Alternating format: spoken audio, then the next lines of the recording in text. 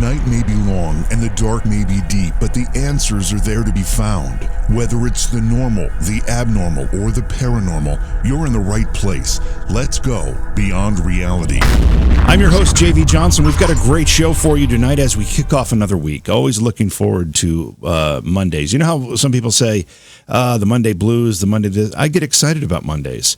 You know, the weekends are nice. Don't get me wrong. I enjoy my weekends just like everyone else. However, Mondays we get back into the swing of this stuff. We get to talk about a lot of fun things, and that's what I like to do. Although the first thing I'm going to talk about tonight is not so fun, sadly. But before we do that, tonight we'll be talking with Sarah Mane. Sarah is a teacher and a transformational coach. We'll talk about her new book called Conscious Confidence. Use the wisdom of Sanskrit to find clarity and success. So it'll be an interesting kind of a self-help program tonight. Looking forward to that. How do we feel better about ourselves? Now, I know that this is a little bit controversial. But for those of us who have spent most of our professional lives in radio in one form or another, we recognize the contributions that this individual has made to the broadcast community. And I'm talking about Rush Limbaugh. Obviously, there are people that love him and there are people that like him or that hate him. But I will tell you this, there are a lot of people that love him because he is the most listened to radio personality in the world, and not just, in the last 5 years, not just the last 10 years, not just the last 20 years, but for over 30 years. In fact, he is so popular that he single-handedly saved AM radio when he started his syndicated program back in, I think it was 1988. And not only did he single-handedly save AM radio, but he actually single-handedly saved radio. And, there was a period in the 90s, and I know because I was part of the market then, that, radio's future was very, very uncertain. And it was programs like Rush Limbaugh. And I'm not saying I am saying he single-handedly did it, but he didn't do it by himself, if that makes any sense. Because what he did was he invented the modern-day talk radio format. In fact, this program, what we're doing right now, Rush Limbaugh had a hand in paving the way for this. What Art Bell started doing in the 90s, Rush Limbaugh paved the way for that. His views are controversial for a lot of people, but there is no question, if you're a broadcaster, you recognize how important his contribution has been to the broadcast community. And he announced today to his listeners that he has advanced staged lung cancer. That is never a good diagnosis, obviously. He's going to be undergoing some treatment, and I'm hoping that everyone can put, whether they're a fan or not of Rush, put their political views aside and wish a man who has done a lot for a lot of people a speedy recovery here. It's a difficult road for him ahead. And my father, in fact, went down that road, and it claimed him rather quickly. So hopefully that won't be the case for Rush Limbaugh. Sorry to kind of start this off in a bit of a morbid sense here. I don't mean to do that, but I did want to make sure we had a chance to talk about what Rush will be going through. A couple things I'd like you to do. If you're listening to this show as a podcast, please go to YouTube. Go to the YouTube channel, find JV Johnson, subscribe there, become part of our online YouTube community. It's a great place with over, 500 plus back episodes of the program, plus some bonus content. Great chat room when we're live. A lot of great stuff there on the YouTube channel. Again, go to YouTube, search for JV Johnson. Please subscribe to the channel. Hit the notification icon so you're alerted when we go live and or when we upload bonus content. If you are watching this on YouTube, if you're one of the people that either watch it live or watch it later on YouTube, find the podcast as well. You probably have a smartphone. You probably have a podcast app on that smartphone. Go into the podcast app, search for Beyond Reality Paranormal, find the podcast, and subscribe. And that way the show will be delivered to you every day. And if you've already heard it, fine. But if you haven't, it's right there for you to reference, whether you're on a drive, a commute, sitting on your back porch, taking a walk, whatever it happens to be. It's a great way to listen to the program. It's edited and uploaded every day as a podcast, and everybody with a smartphone has very, very easy access to it. You can also find it on things like Stitcher and Spotify and Anchor, Apple Podcasts, Google Podcasts, all the major distribution points for podcasts. So again, subscribe if you have an opportunity to do that. I'd appreciate it. And the final thing I'll ask you to do, then we're going to go to break and get our guest ready to go. The final thing I'm going to ask you to do is to go to Facebook, find my page. JVJ Paranormal is the way to find it, or just JV Johnson tends to bring it up as well, and give that a follow or a like, and be part of that group for us as well. All right, we're going to go to break, and when we come back, we'll bring our guest in. Sarah Mane is our guest tonight, teacher and transformational coach.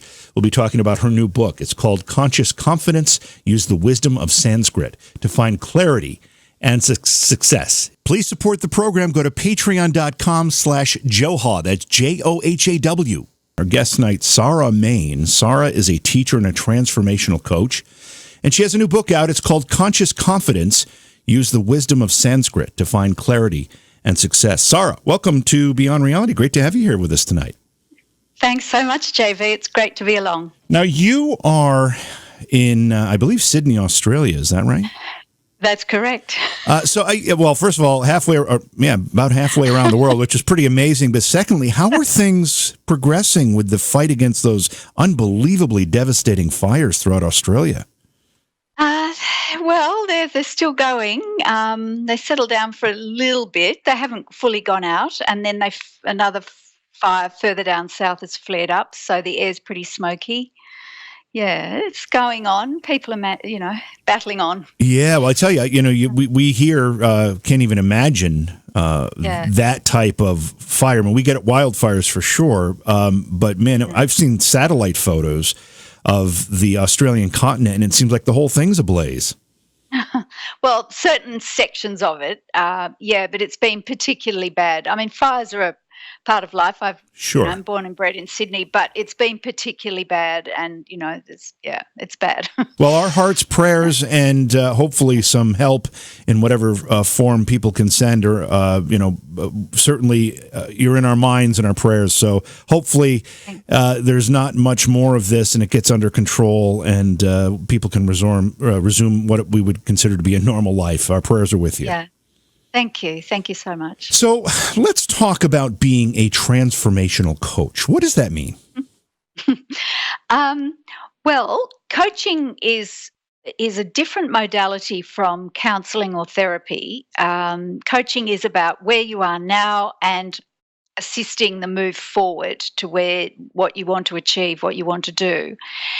And the element of transformation is also in transforming yourself, raising your awareness so that you can experience and give expression to the greater part of your potential that you have to offer. And there is an element in good coaching of transformation. And I've certainly found that that's an important element in the coaching work that I do. And what does it mean for you to do this for people? I mean, you must get a great deal of personal satisfaction out of helping people this way. Oh, absolutely. It's seeing someone in one place where they are and they feel trapped in some way or limited. It just may be they're in the wrong type of career or in the wrong role in the work that they're doing, or it could be more a personal life situation. Needn't be hugely dramatic, but just a sense of things not being quite in alignment, not quite right. One client said to me, I've just lost my mojo, which was a great thing for a client to offer you as a starting point. I'm not sure I ever had any mojo, but that's a different story. But this guy lost it, but he found it again. And that's so exciting, because what you see is someone becoming all that they can be, or more of who they can be, and giving expression to that, which is great for them, but inevitably it's great for everyone around them, their family, their friends, all the people they work with. I mean, this is how we transform our lives, our society and communities, is by transforming ourselves. Do you think it's a fair statement that everybody has an element of this? You said things are not quite in alignment, or it's a dissatisfaction with career, or maybe relationship, or their financial status. I mean, everybody's got an element of this in some part of their life. Wouldn't that be true? Yeah, basically, yes. I think it's the nature of things within a human being, but particularly the people that I'm meeting now, this seems to be the case. There's something not quite right. And it's a case of how do you start resolving that? Because it just seems like we're hardwired as human beings to seek to be in alignment. It's not satisfactory that we can just put up with things if they're not quite right. Which is exciting in some respects because there's always an opportunity, but it can be frustrating if you don't know where to go and what to do. Is it the case that it's the situation somebody finds themselves in, again, using an unsatisfactory career as an example? Does that unsatisfactory career create the problems within the person, or do you think the person has, as you said, this unalignment or this misalignment within them that makes them not be able to be satisfied with some of these things? Yeah, I think it's look. It always starts from within yourself, and that's not a blamed thing. Far from it. It's if you're in the wrong role or the wrong career, it'll be because of something that it just wasn't. You weren't quite aware of. Hadn't come into alignment with who you really are and what you have to offer, and that's fine because what you've been doing has got you to this point, and that's great. And part of the transformation is to embrace what's gone before, take the best of it, and then be prepared to let that go and move forward. And that takes courage, certainly, and a determination and resolve. However,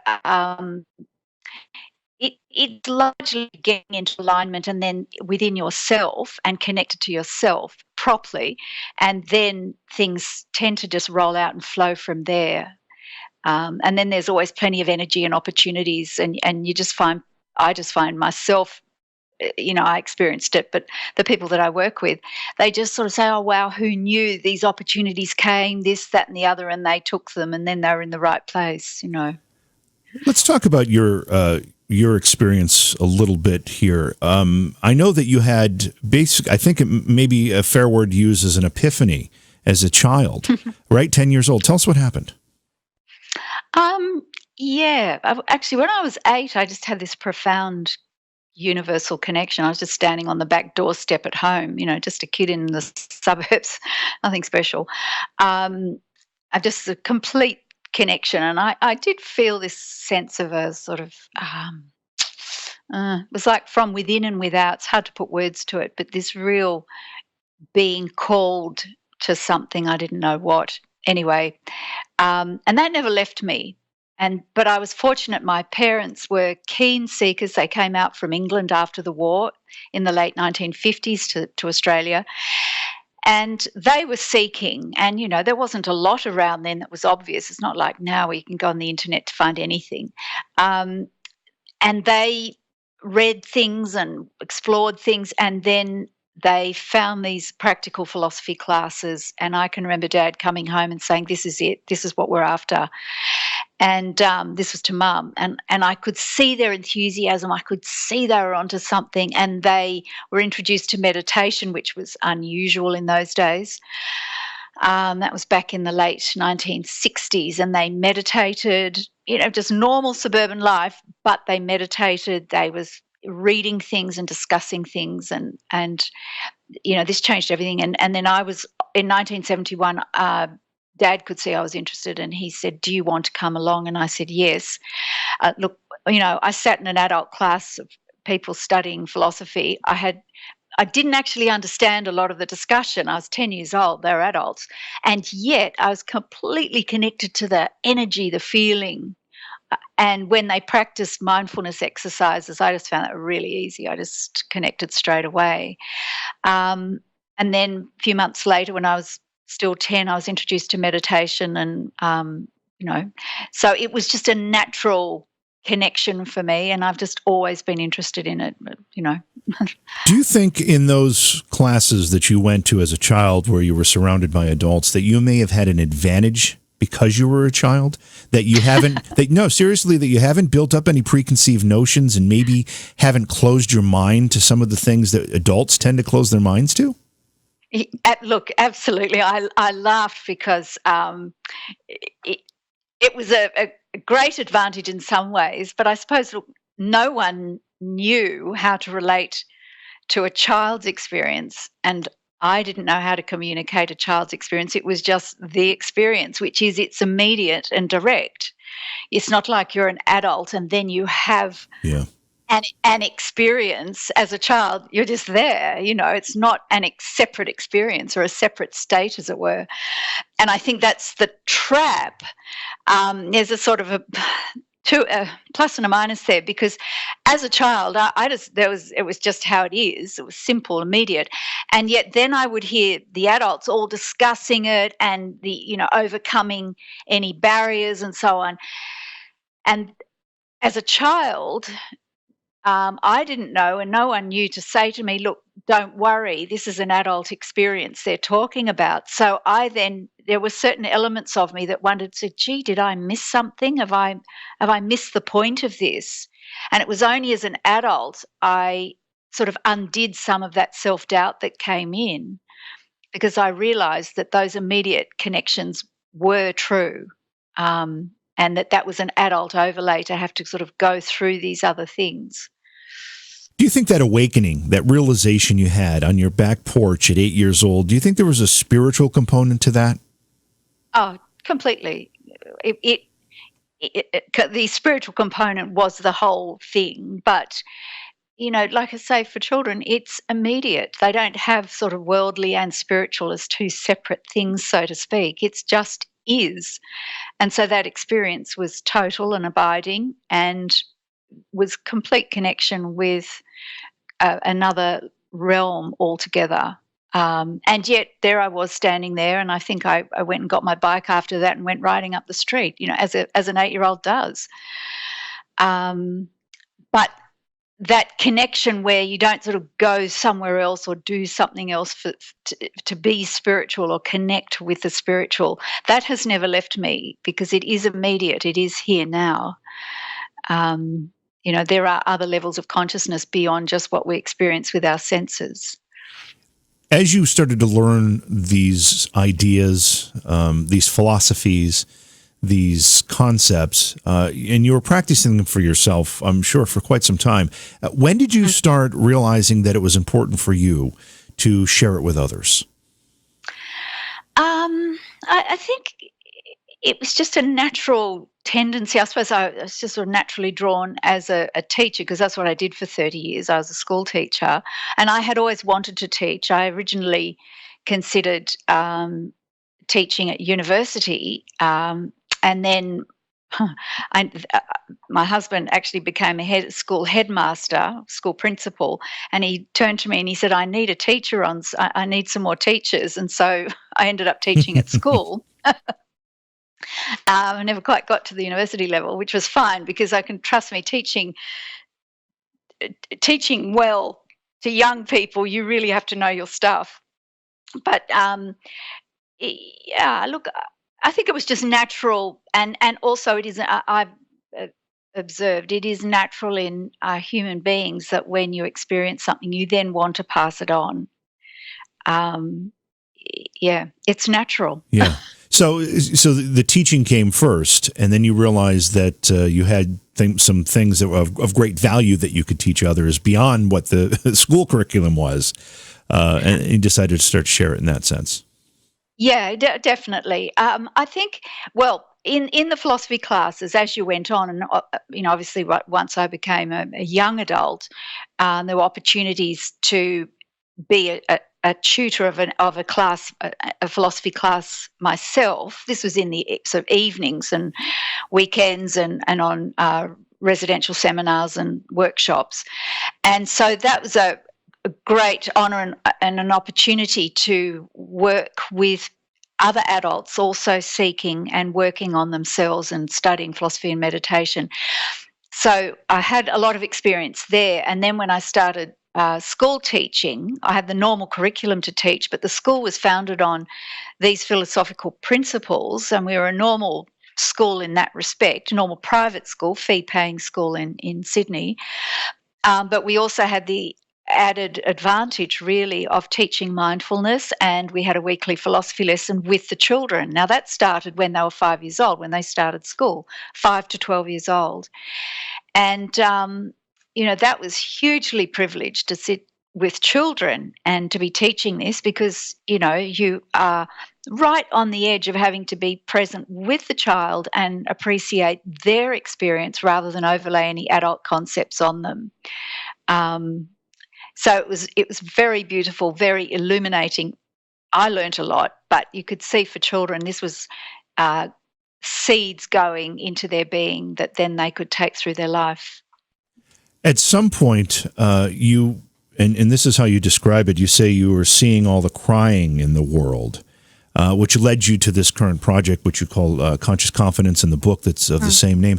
What were you seeing in the world that made you feel like you needed to put this together and really put this in high gear? It was really this crying, an expression, a crying need. What I started to see was, and now it's everywhere, but this was a few years ago before it was actually in the media and everything, oddly enough, I just noticed this constant references to how terrifying something was, how frightened people were, how scary it is. Words like this, it's terrifying, it's frightening, it's scary. And then, of course, all the talk about anxiety, the mental health, all those issues. And I did notice it beginning as I was towards the end of my teaching time. And I taught for 30 years, a few years over 30 years. And I noticed towards the end that was starting to come in. And my husband, who was doing a lot of interviewing for parents to enroll their children in the school, so he was talking to parents all the time, he noticed this sort of existential fear in the parents that used not to be there, and particularly in the mothers. They were just anxious and nervous all the time, and mothers used not to be like that. Now they were. And so the conversation he had at enrolment was quite different because of the presence of that. And that's not a judgment, it's just it was a noticeable trend. And that was part of what prompted me. And then also I had taken up learning the harp, which is something I always wanted to do since I was 10. And I finally got around to it sort of 40 years later. And my harp teacher was running a workshop and for a weekend for harp players. And look, I was just a beginner, but she said, come along. And I went along, and one of the sessions was with a psychologist dealing with performance anxiety for musicians. And there was a room with like 30 harpists, and they were all discussing the problems of intense performance anxiety and how it's very prevalent these days for musicians to take medication to deal with the performance anxiety. That was amazing. It was amazing. And then I started looking into all of that with performance anxiety, and, I knew a bit about fight flight, but I really went into it in depth, read a lot of books, did a lot of research over some months. And then I thought, there's more to it. There's something here. I could just feel it in myself. And I started then thinking, what is happening when you're confident, when you're actually confident in yourself? There's a self-assurance there. What's going on? And as soon as I asked that question, it was like the lights went on. Go back and look at the Sanskrit, which is, of course, my background was in Sanskrit.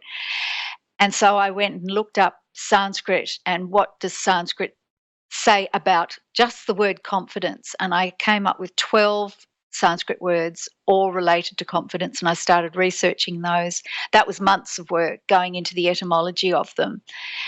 And I felt like I was just being led through this whole process. I knew what was happening. I could feel it. I just had to keep following and doing the research. It was fascinating. And then I spread it. Once I sort of got to a certain point after about 6 months, I spread it all out on the dining room table. I thought, there's something here. What is it? And I said, honey, to my husband, honey, come and have a look. What am I? There's something here. I had it all spread all over the dining room table. I said, there's something here. What am I looking at? What's here? What's it telling me? And he said, my husband's brilliant at this. He said, right, let's start grouping things. And so we just got all the research, and as soon as he said that, all this material started there were certain characteristics, and they fell into 4 groups. And that's how I got the focusing, uniting, simplifying, and energizing. And it was just like, boom, it was all there. And then it's sudden, the Fuse program and everything just all made sense after that. So that's the story. Well, we'll get into some more detail about all of that. We have to go to break here in just a minute, and I just want to get your opinion on this anxiety issue, because you made a real solid point about that. And I think that anecdotally, most people would admit to the fact that they see a lot more, not only anxiety within themselves and within their families, but with their neighbors. It seems as though this idea of anxiety has become maybe one of our most, fastest growing health issues, if you will. Do you think this is an environmental result, or is this something biological happening within people? Where do you think it's coming from? Well, look, you could pin it on all sorts of things externally, but from my training in philosophy and spiritual things and wisdom, it always comes back to yourself. It doesn't matter about the externals. It comes back to the connection with yourself, your state of awareness, your level of awareness, and your level of consciousness. And that may seem abstract, but it isn't. It really is how it works. And that's why I wrote the book. Because 5 years ago, there wasn't the same dialogue about anxiety, just that one word, anxiety, for example. And it's happened in the time I've been writing the book. All of a sudden, it was like I was just writing this book just before it was about to hit all the media the way it is now. It's phenomenal. And I felt I was being led as I wrote this, and I felt I was being led by that very connection that I had when I was 8 years old on the back doorstep. It was like this was something I was meant to bring forward. Yeah. Just to touch on this anxiety issue one more time, it seems to me that what we're going to be talking about when we get into more of the details of your book and what you've researched and you're presenting to people, is kind of the opposite of this onslaught of technology in our lives. That not only, I mean, obviously there's a lot of benefits to it, but I know even myself. I mean, if I'm sitting somewhere and I don't have my phone in my hand to do something, within 3 minutes, I feel like I'm going crazy because I don't have this device to fiddle with while I'm sitting here.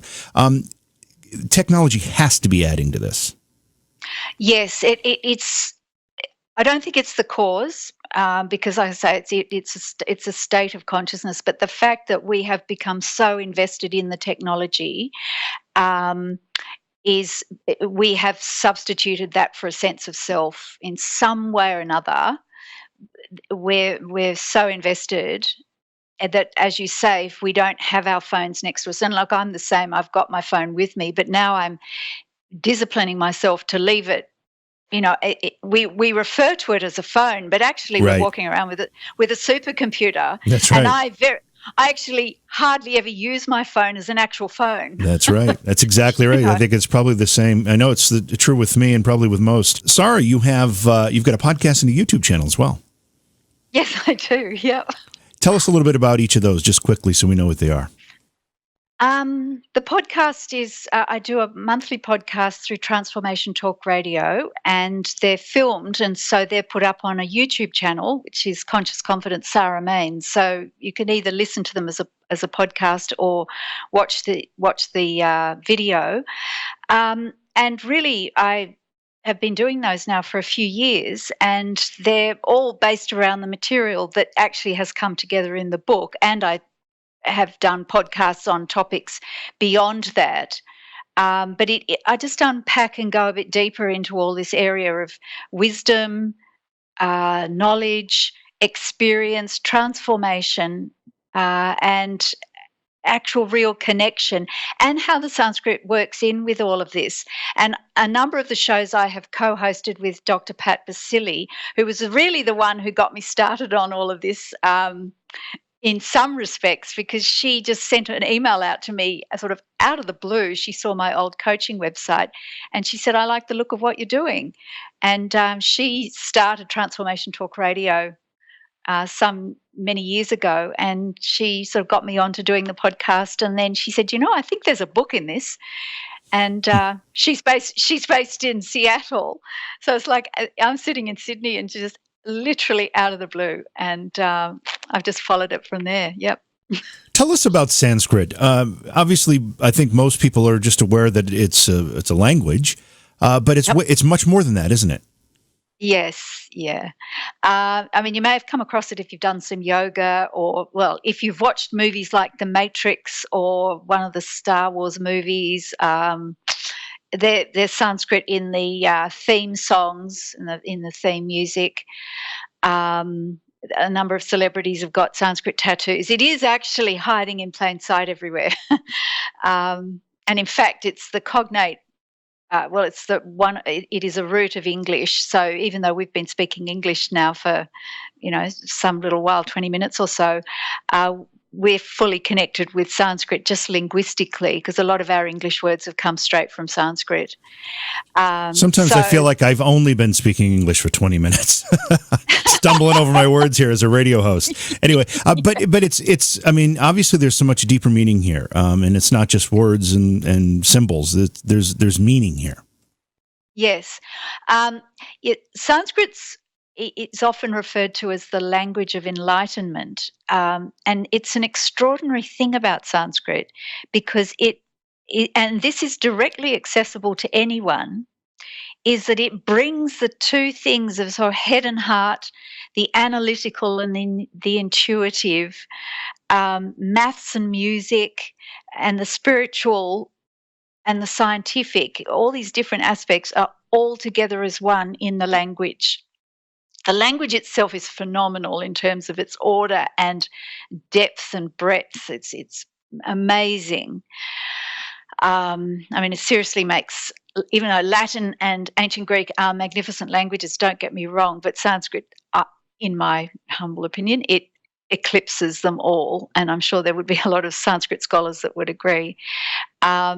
It is a magnificent language, but it has this other dimension to it, whereas in the actual words themselves, in the language, is the potency of experience, that the knowledge and the energy is intact, and it just goes immediately to the heart, and you experience the meaning in the language directly. There's no separate experience. I don't know if that makes sense to you. Well, I'm trying to make it make sense, and I'm trying to understand how a language can have so much power. And I don't know. I mean, I'm assuming all languages are the creation of humans in one form or another. What gives certain languages, and particularly Sanskrit, more of this power that you describe? Well, the word Sanskrit, it's actually Sanskrita. Is the Sanskrit word for Sanskrit. It means, the actual word means pure and perfectly formed. And it's that very purity at its essence. And Sanskrit is linguistically called a dead language, like Latin and ancient Greek, because they're no longer changing, unlike English. The English my parents spoke in England in the 1930s is not quite the English that we speak now, just because it's always changing and evolving. And, right. Even with, there's been a sort of a whole part of language that's come in just with the advent and development of technology. We talk about messaging and texting, and these are just words that didn't exist before. Sanskrit is not like that. So it's unchanged, and in that way, it's complete and unchanged. And in being pure and perfectly formed, the knowledge and the energy is intact. It's not diluted and changed. And the very structure of the language, each word comes from a verbal root, a little single syllable verbal root. And if you remember from your elementary, primary school grammar classes learning English, verb is a doing word, it's an action, it's an energy. And so each word is derived from these verbal roots. And so the meaning, that's why it's experiential, the actual meaning is held in these verbal roots, and in the act of doing something, the meaning is there. So the meaning is what it does. And I derived all the the work I've done from Sanskrit, and I don't want people to be put off by that, because really I've made it practical with stories and analogies, but you do get a direct connection with some of the pure and amazing wisdom that's in Sanskrit in a very practical and immediate way in the book, because Sanskrit shouldn't be seen as something just for academics, sitting away studying with their books. Tell us about the book, Conscious Confidence. Tell us about the title and what the book does for people.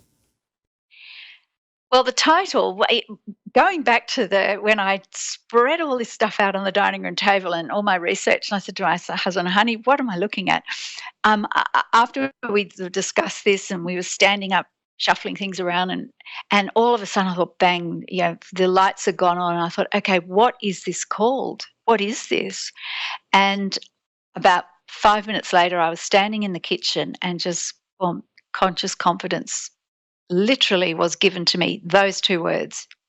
And I've just followed it. I've stuck to those words. They were literally given to me. I didn't even at the time have a full understanding of what that means. But that's the title, is Conscious Confidence. And the more I've gone on, it is that connection to yourself that is that very center of core self-assurance.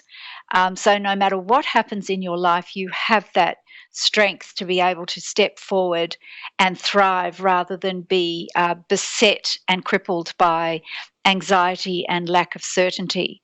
Doesn't mean you're unsure if something's new, but you have a fundamental understanding that you have that strength of universal consciousness within you, and you can handle it, and you can learn from it, and you'll be fine. And I think that's a message that certainly has come through to me, that I hope that people don't think that a human being is naturally beset by anxiety, because I think in terms of the wisdom tradition, this is an unnatural state. The wisdom traditions talk about a human being being a universal being, and that means universal energy, universal qualities. And we should derive our confidence from that knowledge. But we need to know about that. We need to be connected with that knowledge. The wisdom traditions have been saying it for centuries, for millennia. But I think we just need to have that represented and reminded, and be reminded of it. So the book starts with really just laying out a few basic terms, like why have I started with Sanskrit, about the wisdom traditions, all of that sort of thing, where I'm coming from. And then we start by talking about the body, mind, and heart of a person, a whole person, and bringing that into alignment and balance. And we go back to what the Sanskrit says about balance, which is this beautiful word santulana. And santulana is all about measuring and balance, not too much of anything, not too little, just that right balance. And if we get that right in terms of caring for the body, mind, and heart and spirit of a whole person, of ourselves, then we naturally come into balance and alignment, because it's natural to be that way. And then the book proceeds from there, addressing what's conscious and unconscious, and then we get into values, attitude, and then the focusing, uniting, simplifying, and energizing. If these concepts are teachings, and these concepts are things that we haven't, maybe aren't innate to us, or at least we're not aware that they're innate if they are. Is it something that we need to strive for, to be able to learn how to do exactly what you just described, remove these anxieties and these barriers that we have within ourselves, to be able to succeed and find, I guess, what would be considered to be a more blissful place? Absolutely. We absolutely need to be taught it. Every human being does. I'm hesitating to use the word should, but we should all be taught this. This is basic knowledge. It's not sort of some otherworldly stuff that's for certain people. This is basic knowledge that we need. And the wisdom traditions are laying it out. There's this thread of knowledge that is available through all the wisdom traditions, and it has been there for millennia. And it's a case of connecting with it and learning. And it's not difficult. If it is difficult, we're not getting the real knowledge, because the real knowledge is practical, direct, and simple. But we do need to actually learn it. And if we're not actually learning it, then we're just left to whatever's drifting by. And to be honest with you, these days with the technology, what's drifting by on social media and everything, some of it is a bit questionable. And I think you can see the results of that. That just people don't know where to look. They don't actually know what to follow and trust. And I was supremely blessed to be given this from a young age, so it went right in. And I've just watched over the years people. I think, why are people doing that? And then I realised, because they just don't have that fundamental knowledge that you can follow and put into practice. And it's knowledge that works. It stood the test of time. You are probably unique in that you were exposed to this as a child and therefore have been aware of it, understood it, and maybe not completely, but were practicing it for a very long time.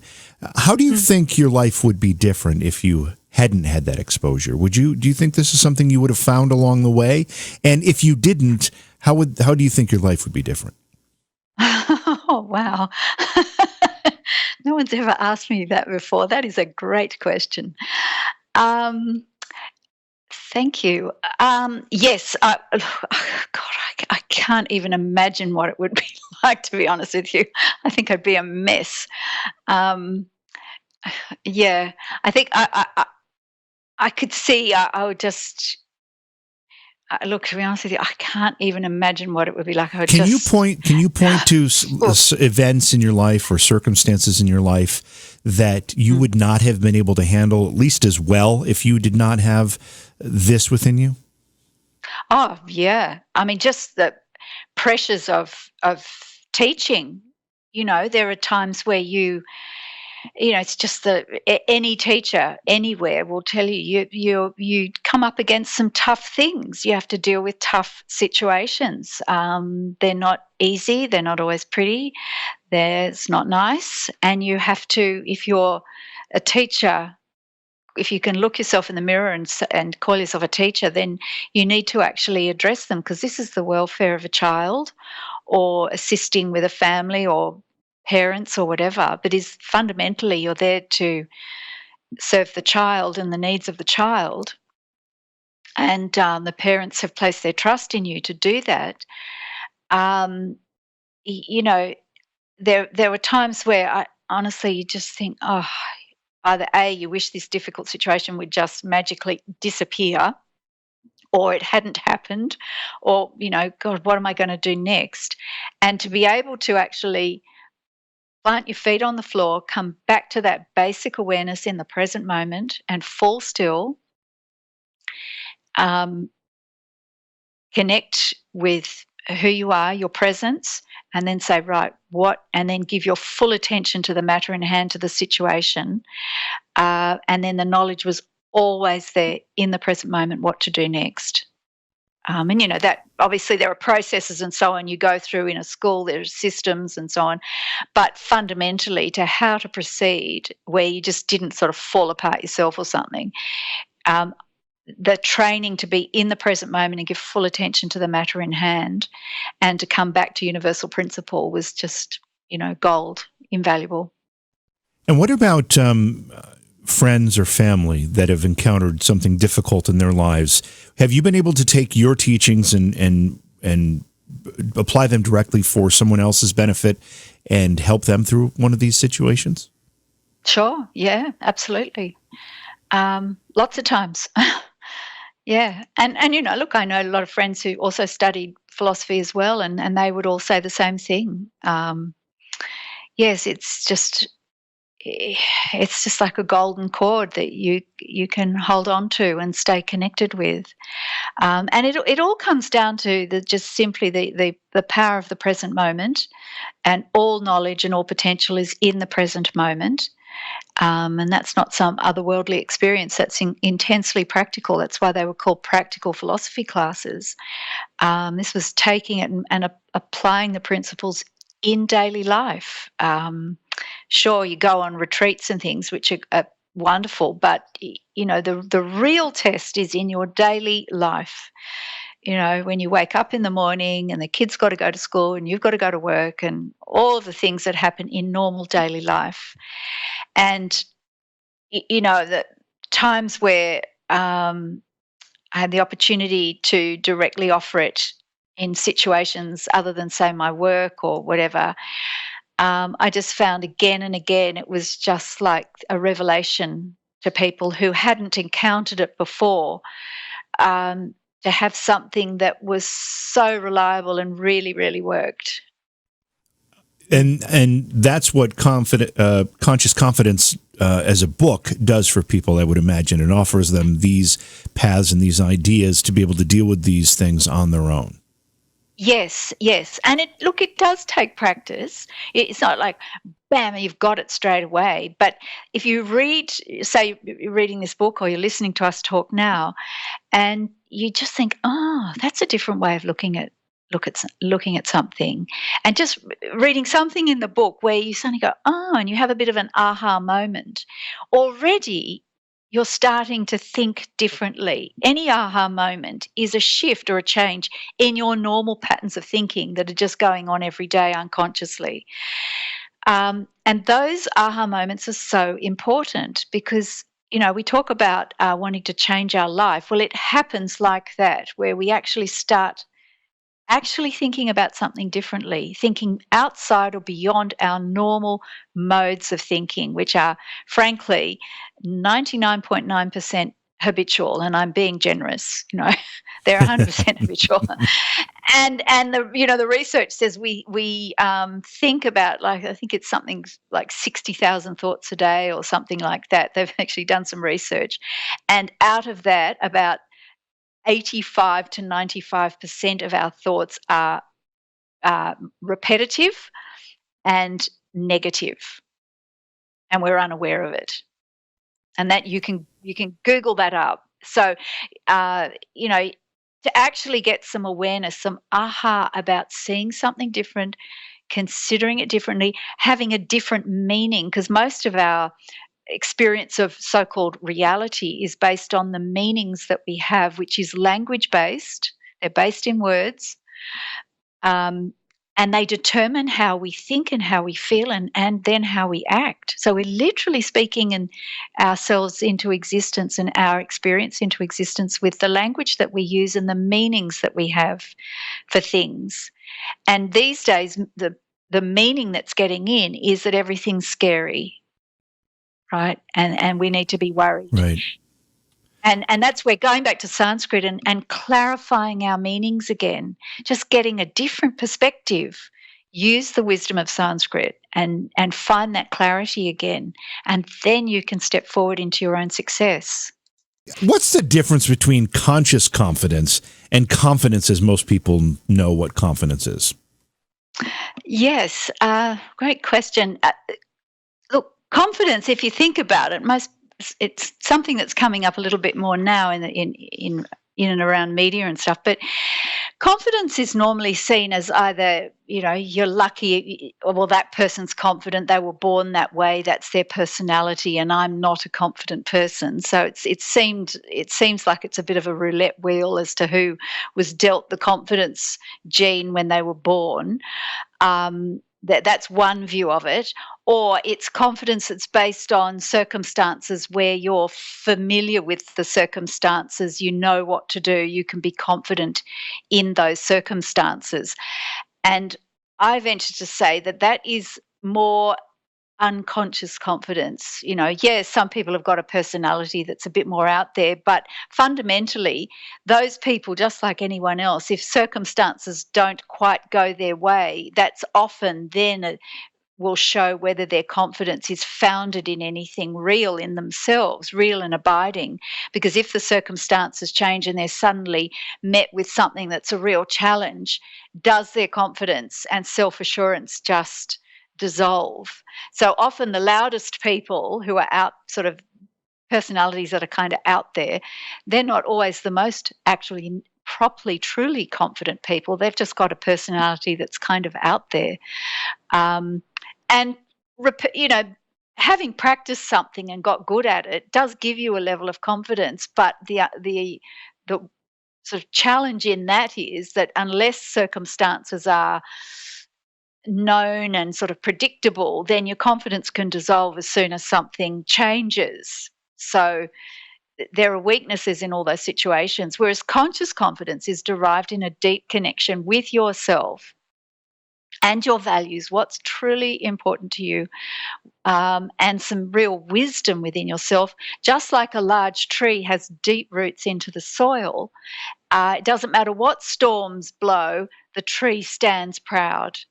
And really, that's the sort of confidence that just takes you through life, no matter what's happening. And you can chart your course with self-assurance and with positivity, and you can thrive rather than just feel under threat all the time. You have referenced several times wisdom traditions and wisdom teachings and wisdom ideas. When you use that phrase, what are we talking about? Are there more than one? And can you name a few of these wisdom traditions for us? Yeah, sure. Well, it depends where you look. You could just take Shakespeare. It's actually, there's huge wisdom just in Shakespeare. And these are universal truths, if you like, universal wisdom that are then seen in different traditions and appreciated in different traditions. Shakespeare's magnificent. Plato, Socrates, magnificent. All the and I had a lot of training in the Upanishads and the Bhagavad Gita, the Indian scriptures, which the wisdom in those teachings is profound and so clear and precise. The Bible, of course. So all these different wisdom traditions, some have a religious element to them, and I have endeavoured not to influence what I've written with that sort of thing, because I just wanted to provide sort of principles that are there, because those universal principles can then enhance, if you are a person of faith with a particular religious tradition, then these universal principles can enhance and enliven and enrich the particular faith that you follow. So there's a universality in that. When someone picks up conscious confidence for the first time, what do you hope they're going to take from it after they spend their first hours with it? Oh, that is such a wonderful question. Thank you. I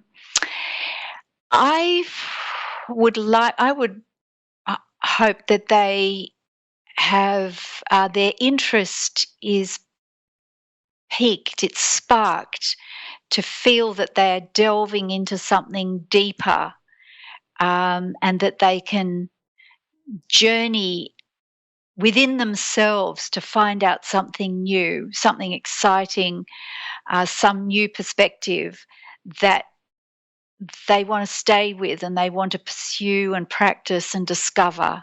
So perhaps I could say a sort of an inspiration and a sense of discovery, that there's more to this than they realized. We have a little bit of time left here, go over some of these things, but and I know we've talked about a little bit of it in bits and pieces here, but what would you say are the most common blocks regarding confidence for any individual? It comes back to sort of a lack of connection with yourself. And certainly in my coaching work, that's where I start. It's a bit like getting, like if you have an appliance at home, like a toaster, and it's not working, and the first thing you do is check that the plug is actually plugged into the electric socket and the electricity switched on, and then the power can power the appliance, and the appliance can do what it's designed to do. Well, I always found, and I find this in coaching, is to get my clients connected back into themselves is a bit like putting the plug back into the power socket and switching it on, so that the the power and the energies flowing through again. And that's that alignment and connection with yourself. So that's a sort of number one place to start in terms of developing that real confidence. And like I say, it's not sort of being big and bold and out there and brash necessarily. That's a sort of personality thing.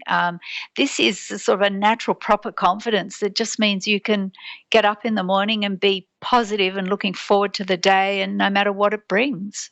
Do you think that, how you get there aside, but just the fact that if you face your daily life or your daily or major challenges within your life with a sense of confidence, that you have a much greater chance of success? Oh, absolutely.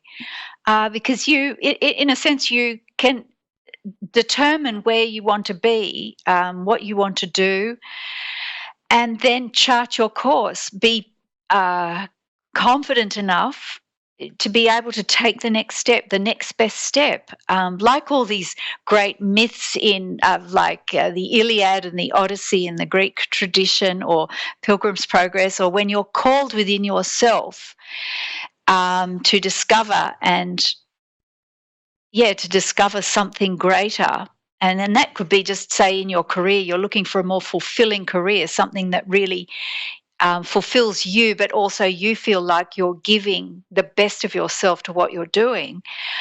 You need to be able to get up each day and take the next best action and be forward-looking, be in the present moment, but chart your course, knowing that you're going to meet challenges and working away, finding a solution around those challenges, up, over, and around them, and not just stopping. And inevitably, that means overcoming any limits blocks you've got in yourself. And this is a natural way to live. It needn't be something special. This is actually how we're designed. The book offers step-by-step guidance. It offers definitions. It offers ideas. You also include stories that are relative to prove a point, and a lot more. So it's really all-encompassing. Yeah. And the thing is, the approach I took was exactly the sort of traditional way of teaching, which is simple stories that have absolutely the message so clear. And stories are great because they bypass our thinking mind, which can sort of derail the process slightly, goes straight to our heart where we go, oh, yeah, I get it. That's the message. And the universal truths are often embodied in these simple stories so beautifully. And I put in a contemporary accounts. Every chapter's got someone, either people I've worked with, people I know, children that I've taught, children that I know, who actually embody this, demonstrate the point that I'm making. And then the definitions are crucial. They're going back to what the Sanskrit, each chapter's got, what does the Sanskrit teach us about, for example, values? And there's a whole chapter on values. And that was amazing to me because I knew, values, and we had school values and so on. But to go back and find out really, what does Sanskrit say about values? And it's amazing. It talks about the root of something and that which you honor, or all the energies around values. And they're so important to find. They're an important element in conscious confidence because it gets us rooted strongly in what's really important in that which we honor. And for example, important things like kindness or magnanimity or service, generosity, strength, courage, these, from the wisdom tradition's point of view, are not just nice concepts. They're actually mighty energies in the universe. And we all express, some more than others, a range of these beautiful energies. And it's great to be consciously connected to the ones that you relate to. And sometimes it's kindness, but sometimes it's courage. And to be aware that you're connecting to a mighty energy gives you huge, strength to carry on, especially in the times of difficulty. If somebody was asking the question right now, what is something I can do immediately, something simple to help me cultivate some confidence, do you have a suggestion? Yes. I think number one, I could think of two things. Number one is sit down and write down what are your 3 top values that are so important to you, that are really the things that you honor, and really be conscious of your values. Is it honesty? Is it kindness? Is it courage, magnanimity, service? Come at 3, maximum 5, 3 to 5. Your core values would be number 1, because that's already starting to connect deeply with what's important to you, what's at the heart and the core of yourself. And number 2 is practice giving your attention to what you're doing, single-pointed attention to what you're doing. So if you're driving, giving full attention to your driving, coming into the present moment. If you're listening to someone, listen to them with full attention. If you're speaking, listen to the sound of your voice and speak with full attention.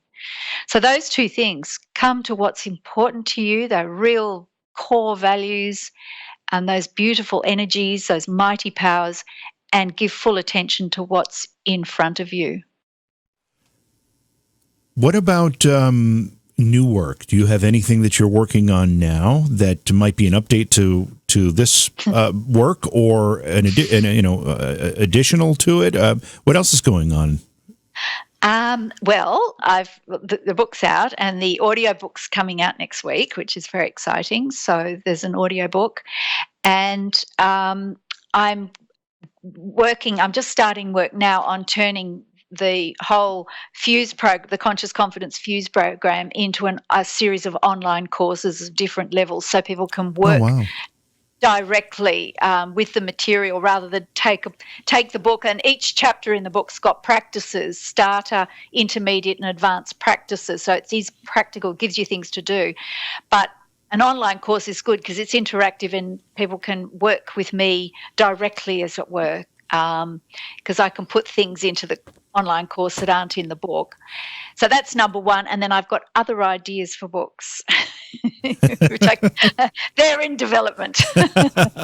Well, you certainly don't want to get ahead of yourself, because this is just out. Is Conscious Confidence just out? Yeah. So yeah, came out in January. Where can people get a hold of the book?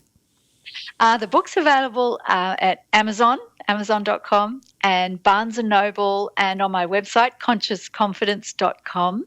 And it's available in paperback and in ebook. And the audio book is coming out next week. And you have a whole bunch of stuff on your website as well. What can people find if they go to the website, consciousconfidence.com? Yes, there's a lot there. There's a blog.